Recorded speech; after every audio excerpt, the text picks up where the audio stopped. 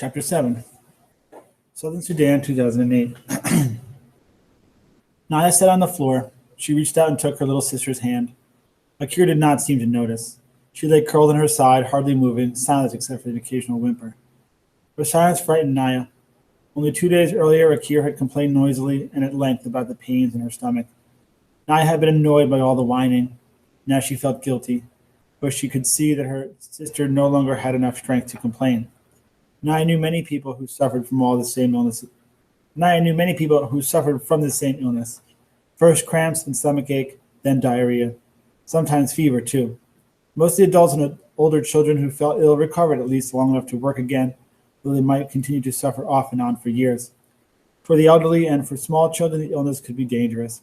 Unable to hold anything in their systems, many of them starved to death, even with food right in front of them. Naya's uncle and chief of their village knew of a medical clinic a few days' walk away.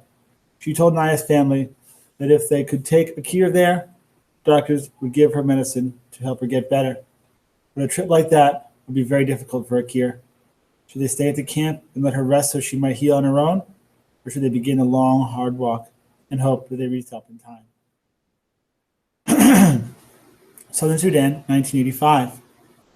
The walking began again. Salva shook with terror inside and out.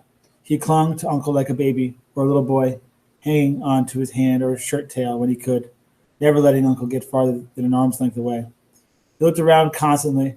Every movement in the grass was a lion stalking, every stillness a lion waiting to spring. And just to be clear, it's not true, right? It's just how Salva feels. He's paranoid after having Mariel get taken away. Mariel was gone, vanished into the night. He would never have wandered away from the group on his own.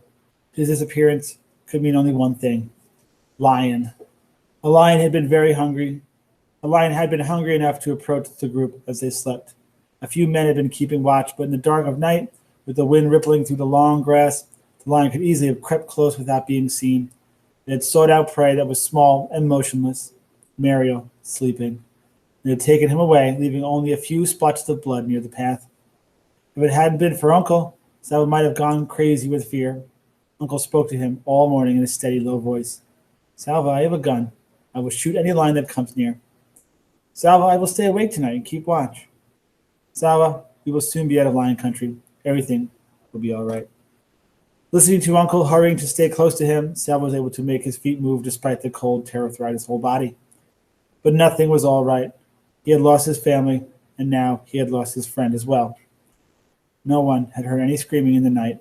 Salva hoped with all his heart that the lion had killed Mariel instantly, that his friend hadn't had time to feel fear or pain.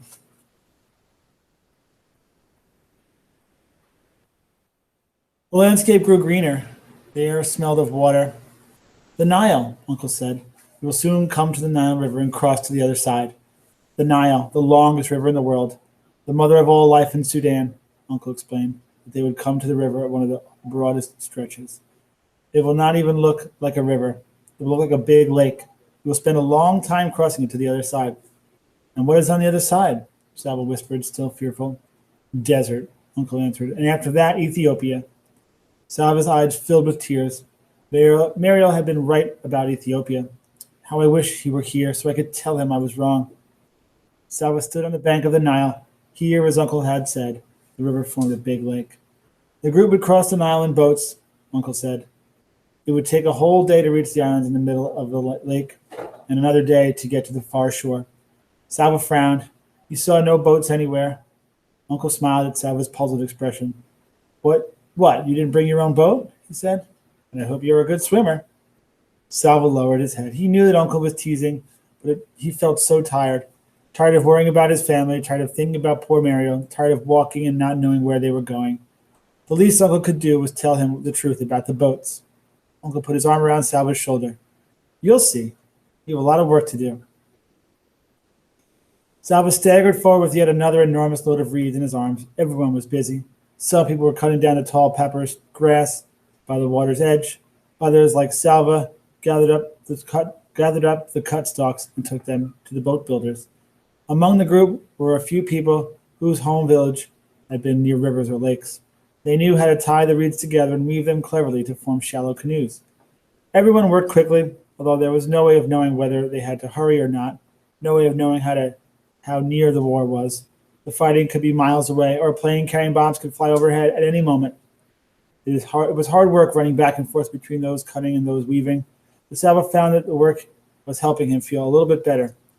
He was too busy to worry much. Doing something, even carrying big, awkward piles of slippery reeds, was better than doing nothing. Every time Salva delivered a load of reeds, he would pause for a few moments to admire the skills of the boat builders. The long reeds were laid out in neat bunches.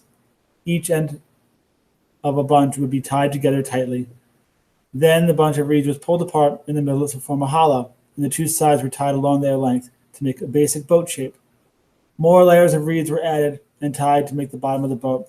Salva watched, fascinated, as little by little the curve of a prow and low sides grew from the piles of reeds.